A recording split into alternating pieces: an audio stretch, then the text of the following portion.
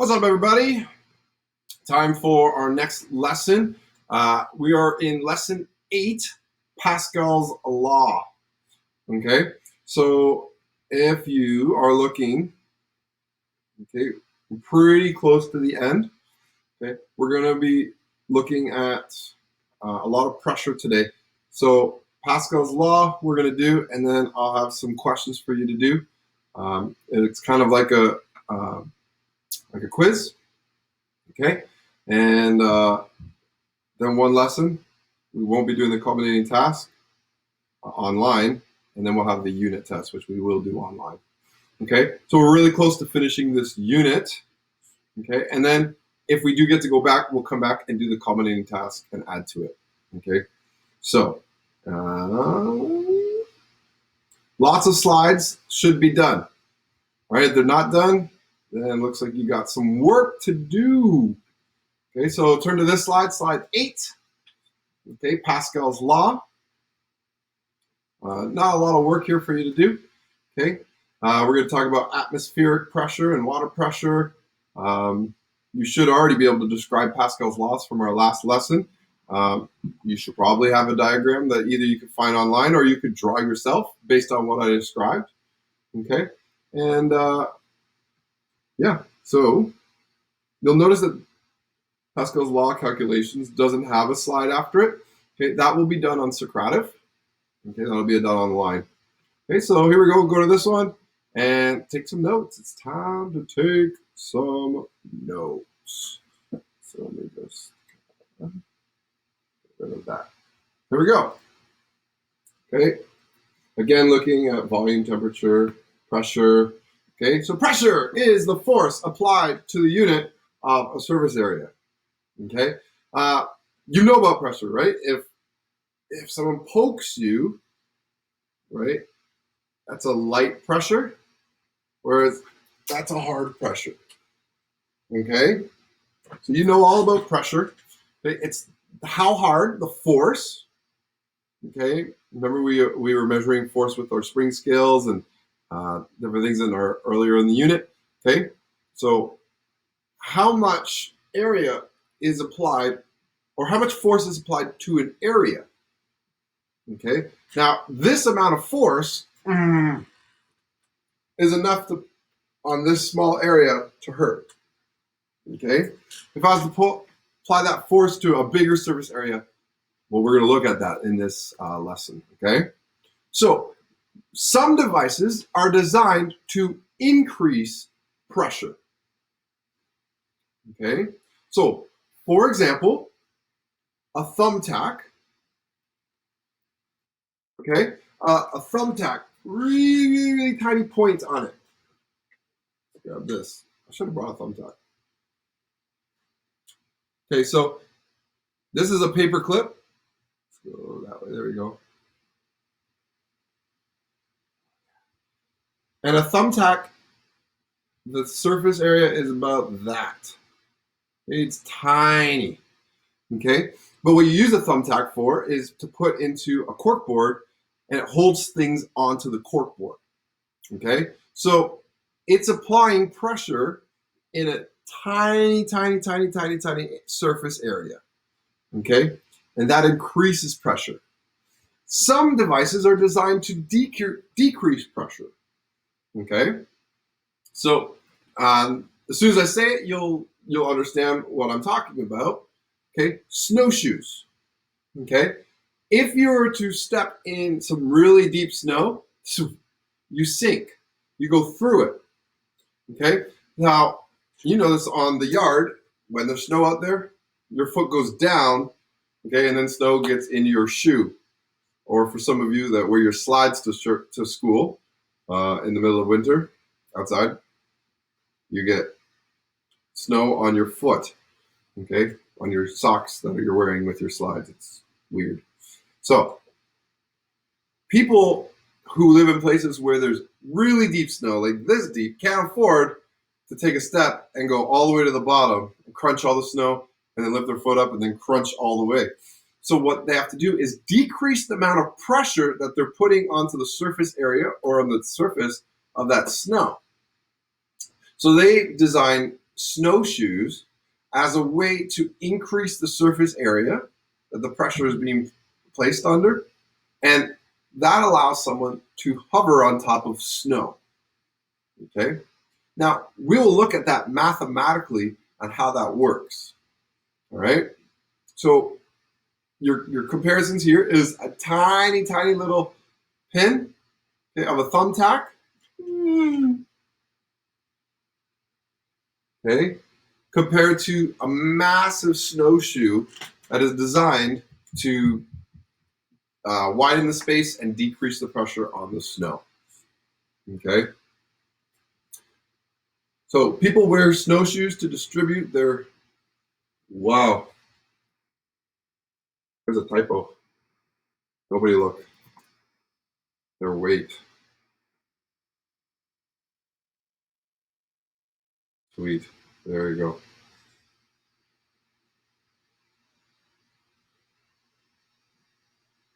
Now, if you think I'm in the way, I'll move. There I am. Okay, people wear snowshoes to distribute their weight over a large area. And let's go. Let's talk about atmospheric pressure. You've heard of this term. Okay. What is atmospheric pressure? Okay. So if the force of the atmosphere exerts, or atmospheric pressure is the force that the atmosphere exerts on a unit of surface area. You know what the atmosphere is. Okay. So we have the Earth, and then around the Earth, outside of the Earth, the border of the Earth, there's an atmosphere. And that atmosphere is applying pressure down on the Earth. Okay? And so what scientists and mathematicians have done is they've called atmospheric pressure. And so they're calculating how much pressure is being placed by the atmosphere by a single unit. So if you look at the picture, can I draw it? I can't draw it. Oh! Okay, so we have this column, and what they've done is they've done a 1 meter squared, right? So the area is 1 meter squared, okay? And what they're doing is in that one area, how much pressure is the surface area distributing? Okay, here's a different look at it. So we have the top of the atmosphere, the edge of the atmosphere, top of the Earth, right? So there's, in this column of air, it would be like lifting 14.7 pounds of air in this column. Okay, so we would say that there's 14.7 psi's of pressure. PSI. Okay, so let's go to a different view here. Come on, mouse.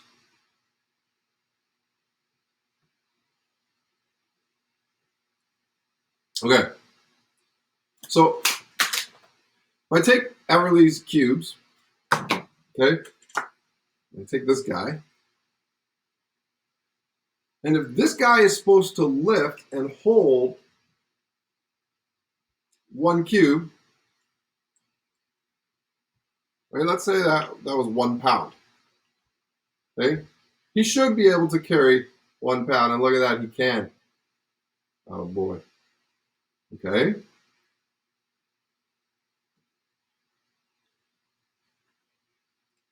What if I add a second cube on it?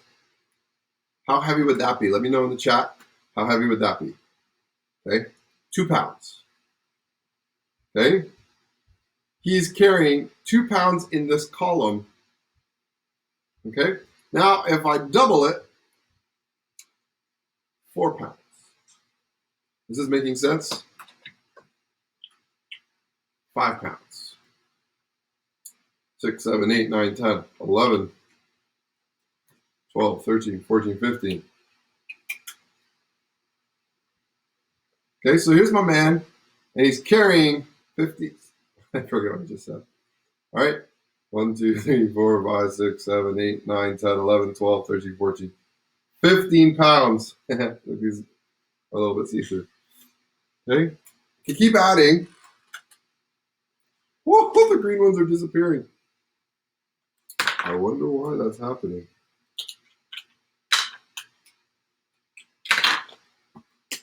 I dropped my man.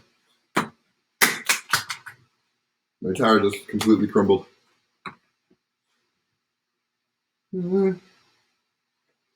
Okay. So, I can make a huge tower.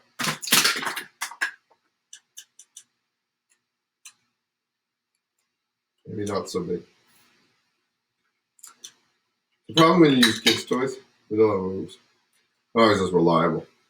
Okay, so we have this huge tower, and then I could bring in a smaller tower. Which tower, here's a math question for you. Please hold. I have some repairs to do.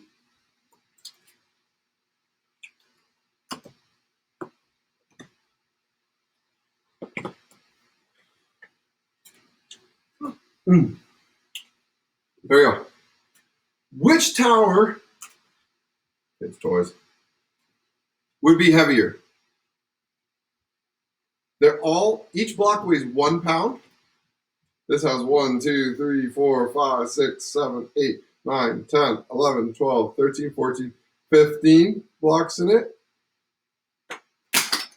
Ah.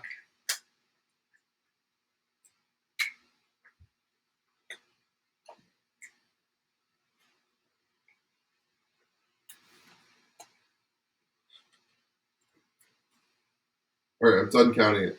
This one has more. Which one would weigh more? Okay, so obviously the bigger tower is going to weigh more. Okay, now the same with atmospheric pressure. Okay, if this is where the atmosphere is applying pressure, okay, it's going to have a lot of pressure, a lot of weight that is pressing down on. Now, because the atmosphere is at the top, let's bring the second tower up here. And now the second tower is here. You'll notice it doesn't go as far to the bottom. And that's because in our world, we have mountains. We have different heights. Okay? So, atmospheric pressure is higher or heavier at sea level. So if you look at the graph, sea level, okay, is right here. Okay? Whereas this would be the top of a mountain. Now you'll notice that the mountain peak is closer to the atmosphere, which means there's less bricks between the top of the mountain and the atmosphere than sea level. I'm so over the kids' bricks. Okay, so you have the top of the mountain, okay, to the atmosphere, and then you have sea level to the atmosphere. There's more bricks from the top of the atmosphere, or from the atmosphere to the sea level, than from the atmosphere to the mountain. Okay, so when we talk about atmospheric pressure, we can say that it's higher at sea level than it is at the top of a mountain, okay, or at the top of a skyscraper. Okay, the higher you go in our air, in our altitude, okay, the less blocks that are being stacked for you to have to manage. Okay, so that's why we talked about in the past that at the top of Mount Everest, the air is really light. Okay, we looked at that at a molecular level. Now here's at an atmospheric explanation.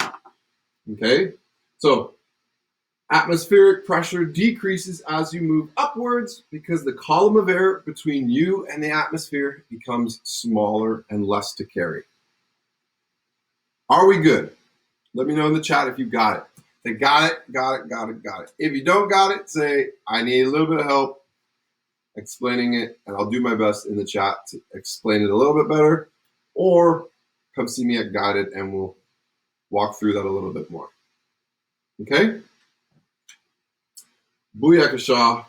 Let's move onward. Oh, there's the app. Okay? Oh, that's a great animation, and I forgot that I had made it. Okay, so if you were a little bit concerned, you're like, STAV, I don't got it. Here's a different look. Okay, so we have a column of air between the atmosphere and sea level, and the atmosphere and mountain level. Okay, if you had to carry, which column would be lighter? It'd be the one from the top of the mountain. Okay, that was a better visualization than these falling bricks. You should see my floor. There's literally kids' bricks everywhere. I'll blame Everly later. So we talked about Pascal's law, and we talked about how a force applied to a fluid is distributed equally in all angles. Okay?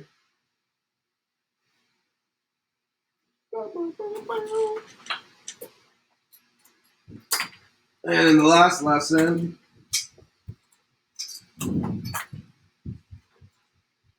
we pulled this out. Oh, we got glitchy.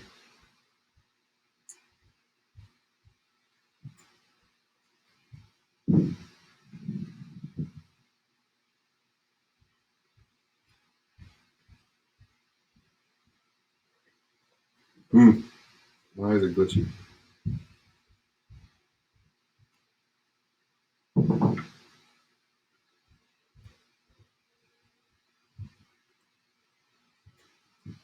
All right, we're back. Okay, so with Pascal's law, we talked about how it's evenly distributed. So when we push on the plunger, okay, all the air, all the water, all the fluid actually wants to go in every direction. It wants to go up, back towards the plunger. It wants to go out to the sides and down in all directions. And so what we're doing here is we're actually channeling it and only giving it one direction to go into. Okay, so we have this formula, very important formula. Pressure equals force divided by area. Okay, looking back at our unit earlier, force is measured in newtons.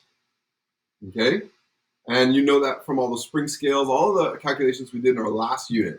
Okay, we worked a lot with force, with newtons.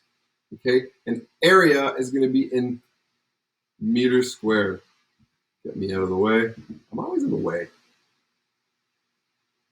Cool.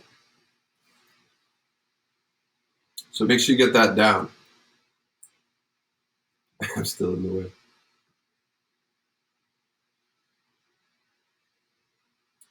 So what's important, what's new to you here is that pressure is measured, its units are in pascals, capital P, lowercase a. Okay, give you a second to copy that down. Let me know in the chat if you remember how to make the exponent. Okay, what's the shortcut? Let me know in the chat. I think it's control period. Okay, so very important formula here for you. Okay, pressure equals force divided by area. We are going to use that a lot.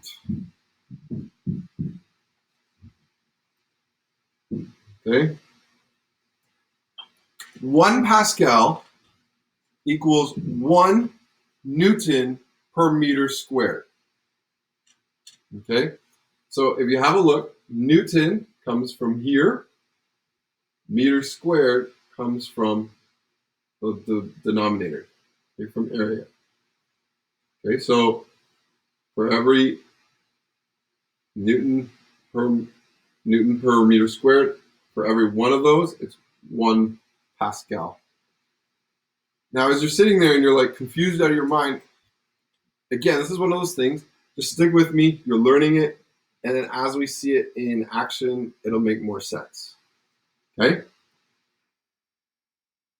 So the faster way to write this would be P, pressure, equals force divided by area. Okay?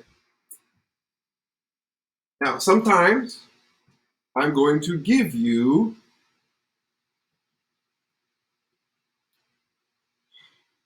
frustrating. Sometimes I'm going to give you pressure and ask you to solve for force. Sometimes I'm going to give you, ask you to solve for area. Sometimes I'm going to ask you to solve for pressure, sometimes for force, sometimes for area. So what if we needed to solve for force? Okay, then we would need to do, isolating a variable. What you do to one side, do to the other. Okay, so that's not so bad. But it's an extra step because we have our good old friend, the triangle. Okay. This triangle is, again, super duper important. Okay. Make sure you understand this triangle. I think by now you're good with this. Okay. You know that force is at the top. So that means it over anything. So force is divided by area, or force is divided by pressure.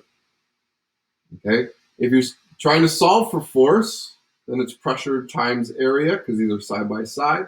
If you're trying to solve for area, it's force divided by pressure. And if you're trying to solve for pressure, it's force divided by area.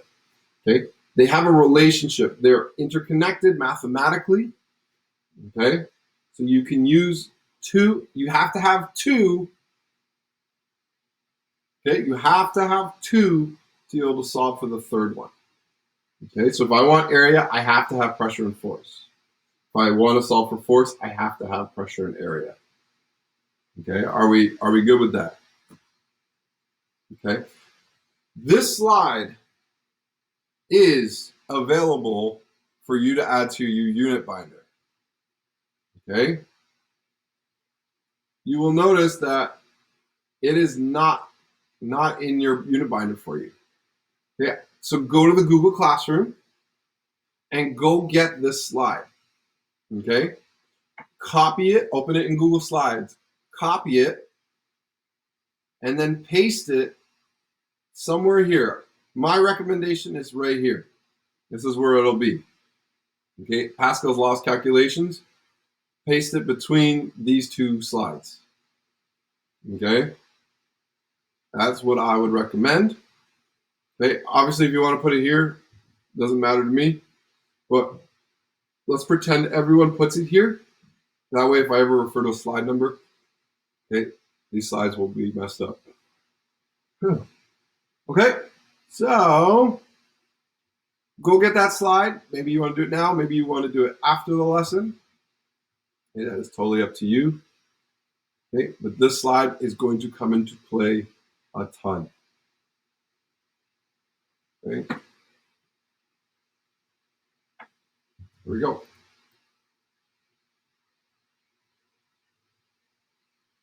So now, talking mathematically, we can decrease pressure. Okay, so this number can go down by increasing the denominator. Okay, so the higher the denominator, so the higher the area, think about mathematically, right? If I have 100, my pressure is 100, okay, because if I divide something by 10, it's going to get smaller than if I divide it by 2. Okay? So this is where we can talk about that snowshoe. Okay? When a snowshoe's area is bigger, that means our denominator here is bigger. Okay? So the snowshoe gives us a bigger diameter. So let's say your force, okay, your body, okay, let's say it weighs 100 pounds. If you divide your 100 pounds by the shoe you're wearing, so let's say the shoe is 50 meters squared. No, probably too big for a shoe. Let's say it's 10 meters. Easy math. Let's go 1 meter squared. Let's say your shoe, your foot, okay, is 1 meter squared. Okay? So what would 100 divided by 1 meter squared be of pressure? Okay? It would be 100. Your pressure would be the full 100 being placed on that snow. Okay? But now, you get your foot and you put a snowshoe on it. This is my snowshoe from Everly's Toy Room. Okay, you put the snowshoe on it, and instantly your surface area has gotten bigger in all directions. So now I have a 50 meter squared footprint. That's the area of my new footprint with the snowshoe on. Okay, so the force that I'm putting is 100 newtons. Okay, and I divide that by 50 instead of 1. Okay, the pressure on the snow is dramatically different. Okay, so we increase the area means we decrease the pressure. Mathematically, it works out. And again, my camera is lagging. You know me. I like to experiment with new technology, and sometimes it is surprisingly good, and sometimes it disappoints you. Okay, so assume you exert a force of 600 newtons. Here's a question. Okay, assume you exert a force of 600 newtons. Calculate the pressure when you're wearing 0.02 meter squared shoes. That's the area of the shoe. Or if you're wearing 0.25 meters squared snowshoes. There's a little bit more accurate size. Okay, so we just do the math. So we put in our formula and we plug in the numbers that we know. Okay, we do it for both of them. Okay, so with a shoe with a tiny surface area of 0.02, okay, that gives us 30,000 pascals of pressure compared to a snowshoe who only applies 2,400 pascals of pressure on the snow. So again, think about pushing yourself. If you push very lightly compared to pushing really hard, okay? So the snowshoe allows us to apply less pressure to the snow when we're walking. So give me a second to copy that down.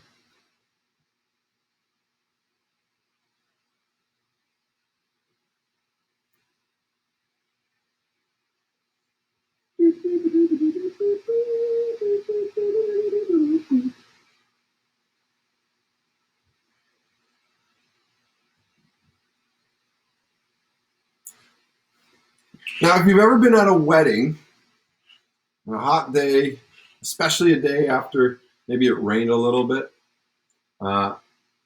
you'll notice that men who are wearing dress shoes, men's dress shoes, walk around with no problem on grass. This is an outdoor wedding, okay? Whereas women who are wearing high heels, okay, are struggling because their heel keeps going into the ground.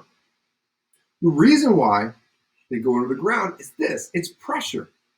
Okay, the area of a men's dress shoe is a lot wider dispersed than just the point of the heel of one of those really nice high heels. Okay, MrStav, I don't wear high heels. Cool. So it's not about you. This is about people who wear high heels versus people who wear men's dress shoes. Okay. Now, MrStav, what about women who don't wear high heels, then they would have the same thing. Okay, they would have an increased area, so decreased pressure, and they're not going to be struggling going into the ground. There's actually a company who sells these little cap things that you can put onto a high heel, and it slips onto the to the point of a high heel, and then it's just a flat. Actually, it kind of looks like this. So the top is a cap. It's like a cup, and then the bottom is flat. And what it's designed to do is just this: is to create a bigger surface area to disperse and create less pressure on the grass when ladies walk. So I don't know where you get them. That's not my area of expertise.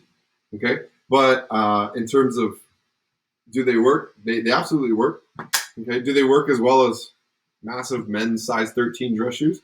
No, right? Because this does not compare with the shoe size of a size 13 or 12 men's dress shoe. Okay. Now we can increase force by increasing the area.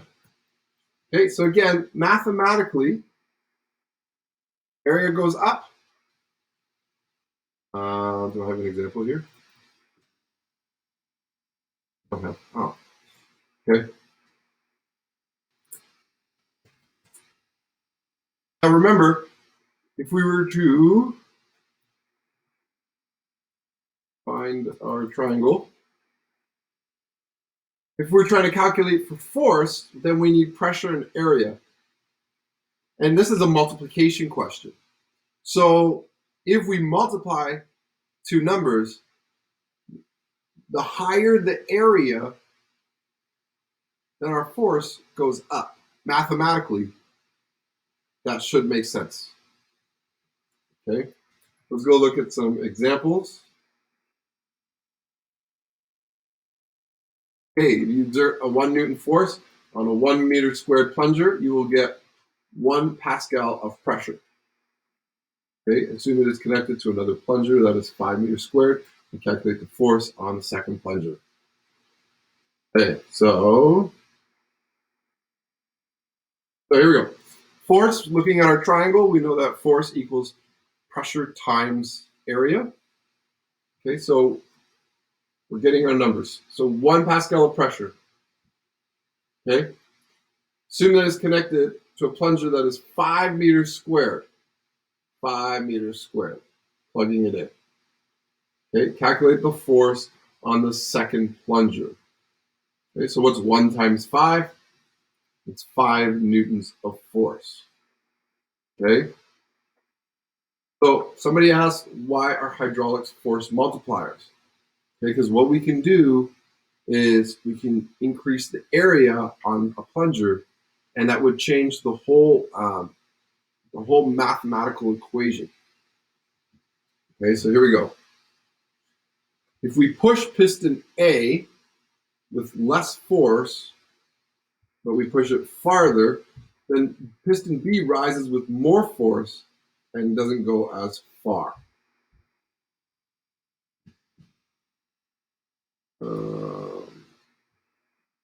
Okay.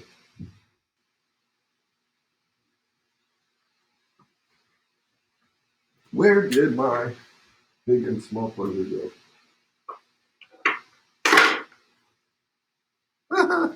Everly stole it. Okay, write that down while I find my plunger.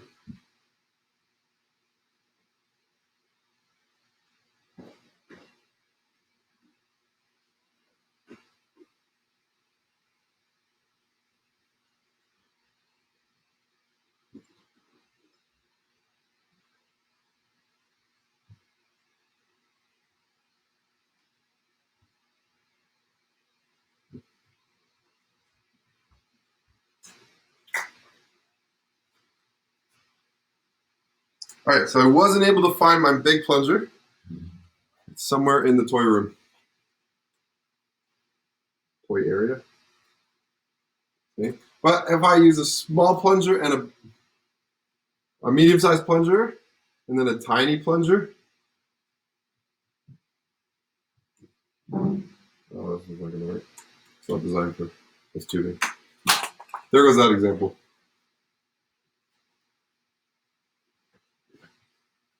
Okay. But look here. F1, force 1. We can apply a certain amount of force on a small area. Okay, that then has an effect over here. And I can increase the area on the big plunger, right? So the big plunger has a higher area. So mathematically speaking, okay, if you increase the area with the same amount of force applied or the same amount of pressure, okay, then this multiplies in that mathematical equation and gives you a higher force.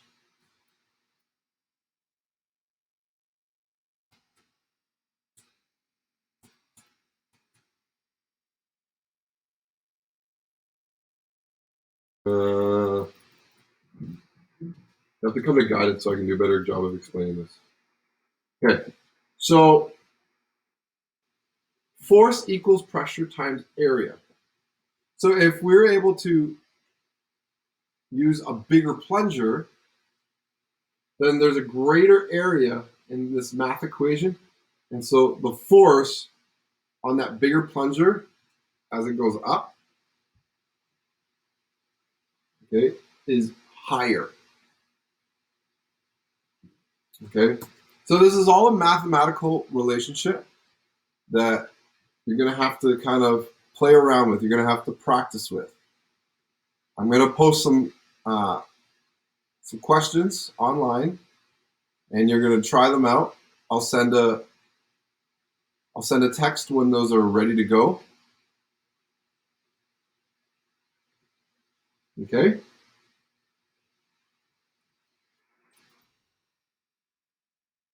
What you need to do is make sure that you've got an understanding of Pascal's law of atmospheric pressure, this force multipliers, okay, and that triangle. You need to get that triangle into your notes. Okay, it is in our Google Classroom. Okay, go find it. It says Science Add to Unit Binder, okay, and add it in there, just as I showed you. So you should be able to talk about atmospheric pressure. Okay, you should be able to describe Pascal's law. Okay, and then you should be able to talk about how hydraulic lifts are able to lift a heavy car with minimal input force. Okay,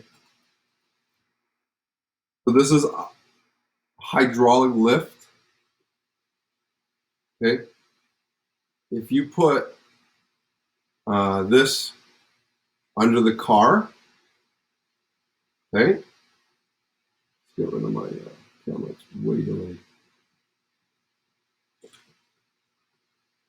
Okay, if you put this big one under a car, okay, with a greater amount of area, okay, then when you push with a little bit of force, okay, you're sending the same amount of pressure over to this big piston, okay, and then according to Pascal's law, it is evenly distributed, okay, no matter what. It's evenly distributed amongst this bigger plunger, okay, and it lifts with a greater force because of that mathematical equation.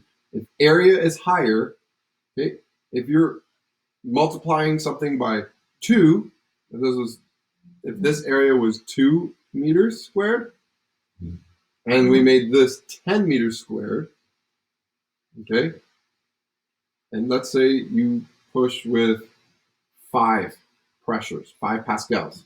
So 5 times 2, not that impressive, right? 10 newtons. But then over here, with a bigger area, your multiplier, instead of being 2, is 10. Okay? Much bigger difference.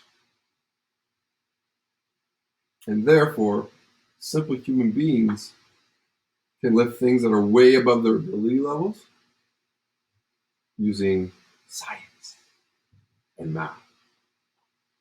Okay? So get your work done, do your best, and if you have questions, come to math help, or come to science help, or math help. Cool? Thanks for joining us.